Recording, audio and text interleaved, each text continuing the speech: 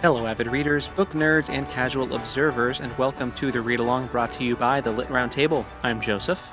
And I'm Anna, and today we're talking about The Light of the Midnight Stars by Rena Rossner. Okay, welcome to part 13 of Light of the Midnight Stars. Yeah. Many things are starting to come together. Things are being revealed. Weird things that I'm trying to figure out. You want to tell the audience what you did? Tell them what you did. I did something dumb, and I read ahead after these three sister cycles. I just could not stop reading. And so I read ahead. But didn't I skimmed ahead. There were some parts that I read, and some parts that I was like, I'm not going to read that because I want to save it. And we have some tough stuff ahead, my dude. I mean, I could figure that out just based on, history. It seems pretty on brand. Yeah, this is true. But it's all very engaging, and I'm very excited to talk about it when we get to it. So, yeah, no spoilers. Just shaking my fist at Rena Rossner in the most I so admire and hate how many feelings she made me feel. Yeah. It's total admiration, but oh buddy. You suck in the best way. You know what I mean? Yeah, no, I hear you. Mad respect for her. We're in for a roller coaster. So, let's start with this, though. The epigraph, we learned that Margita, the queen or whatever, controls... It was she controls a smoke walker, ? And it's the spirit of the black dragon. So right. she is the one that can control the black dragon, and I think consequently the black mist. So she's the big bad evil guy, apparently, kind of. Maybe. I mean, see, this is the problem now because you've read ahead, so you know things. Oh no, no, based on this epigraph, yeah, she's got she is a problem. For sure. Yeah. Yeah. Things aren't going her way, and she's like, I'm gonna kill everything and hate everyone. Awesome. Yeah. Love it. And her main motivator is that she wants her daughter to be an empress. And it seems like her daughter is not going to be. So she's wreaking havoc. Or intending to. So. Speaking of her daughter, our first sister is Stana. Yes. And this section starts the day before Anna's wedding, and a package arrives for her. And it's a very beautiful dress. And it just says, what does the tag say? For my love, or for you. Something and then gushy. A pet name. Yeah. And Mama thinks that it must be for Anna. But Santa knows it's not, and that it's for her. And then, which was very sweet. Yeah. And the dress sounded really pretty. Something for Donna to wear to the wedding. Lovely. And then we actually see the wedding. Yes. We actually, it happens in this section.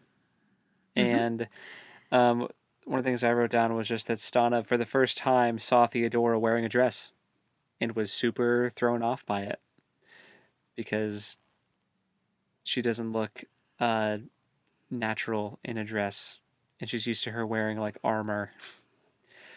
Right. So that was interesting. And we just got to kind of see the differences between this wedding ceremony and the ones we saw before. It was a Jewish ceremony.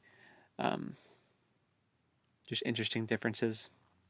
But during, Yeah, we get a little more detail on that in Anna's section, but yeah, yeah. we find out this is a During, Christian wedding, which is different. during the festivities, though, Theodora does kind of approach Stana, and she's like been gripping her hand this whole time in like a vice death grip, and does tell Stana that she is getting sent away to marry the governor of Lovek, Ivan Alexander, which is just such a like that's the name of a jerk. Like Ivan Alexander. Mm-hmm. What a bad guy name. Uh yeah, so she's being sent off to marry this dude. To Super sad. in Bulgaria. Yeah. Basically, this section ends with Stana once again feeling like all the good things that she has ever had leave her. She's sad about Gabriel. She's sad about leaving her village and not living up to who she thought she would be. And she's sad about losing Theodora. Sad And time. yeah, she's just a big old bummer. And then we get the Anna chapter, Yeah. Move on to Anna. which is also kind of a bummer chapter. Even Yeah, though at the it's end. her At the end wedding. for sure. Yeah. Yeah. We find out that she actually converted before her wedding, which she did not tell her parents about. But I like the line how she was like, "But I know who my God is, and I don't think that this matters." Like whether she's a baptized Christian or not, which is controversial, but She did what she needed to do to get the ceremony going. yeah. You know, I would say she would not call her like personally. She would not call herself a Christian because she says, "I know who my God is, No. our Elohim." So she's still very much Jewish in faith, Right. but Yep. yeah, But this is kind of interesting because she's also in a place where she hasn't really been a practicing Jew. Like they've kind of become very estranged from their faith in a lot of ways. So I don't think converting here is a hard choice for her to make, like you said, because she's trying to fit in and do the right thing. But she does reflect on how different the ceremony was and how much she did not like it compared to her first wedding. She doesn't like this one. Anna said that she didn't like being inside of a church. She just doesn't like the vibes. Right. Well, because she wasn't allowed in a church before. Yeah. They are dancing and enjoying the wedding. There's like a funny fertility joke where like someone rips off a piece of bread and she feeds it to him and is like, "This is for fertility," and he like wiggles his and Constantine like wiggles his eyebrows at her, Yes. which I thought was funny. Yeah. He's very sweet. He is. He really is. Then after the wedding, though, they're back. Well, he like carries her through the threshold of the farmhouse that he built with his own hands. What a, what a man! What a manly man! And that night, though, she does not sleep. She stays awake, and she says that this is a vigil that she has to keep herself. And it's just, yeah, the last time you got married on your wedding night, like first thing in the morning was when catastrophe struck. So I probably also would not sleep either. Yeah. She's afraid of the worst. And she doesn't tell him because she knows that he will offer to sit up with her. And she doesn't want him to sit up with her. Yeah. Yeah. There was also, I forgot to mention, there's a really good line that Constantine had when they were just talking about kind of their trauma. She asks, like, are we always going to be comparing each other to the previous experience, and he says never comparing layering new experiences over the rawness of the old one. Yeah. So I was like, man, I'm so glad that she ended up with someone who like gets it Yeah. and can Absolutely. help her navigate through like the grief and everything. Like it makes me happy. So Yeah. Me too. She deserves nice things. yeah, they all do. But They will they do. get it? We'll Well, find out. we'll find out. And then we get our little weird star girl, Yeah. Laptitza. Still being weird. She has kind of like removed herself from the party at some point, and Nikolas finds her outside and tells her a story this time. And he tells a story about an emperor and an empress who got tea from a witch to get pregnant. And when giving birth, a star falls and 2 children are born, a boy and a girl. And is this where he talks about like the promises that were made to the boy and the girl? Okay. Yeah. So the father, the emperor, like gives him a blessing. This felt very like Esau and Jacob. And where like a blessing was stolen. Yeah. But it was because the father couldn't tell them apart as babies.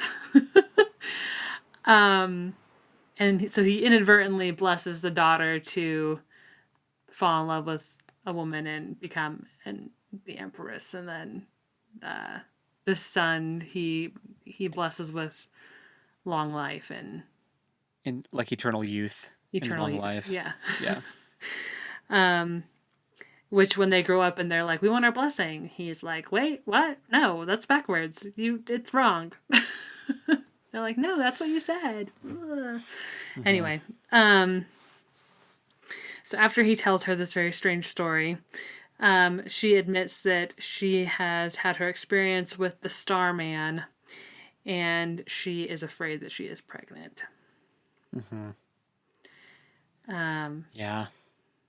I also really quick want to say about the story. Yeah. At the end of the story, when the emperor doesn't give his like the blessings, or like you can't like take it back. You know what I mean?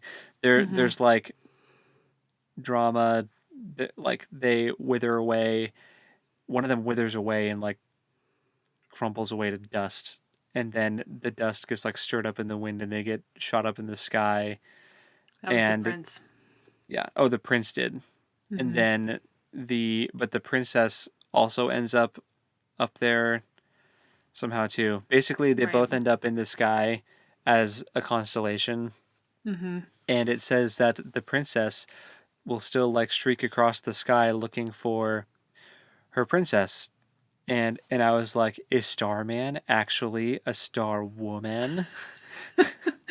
Wow, wouldn't that be something?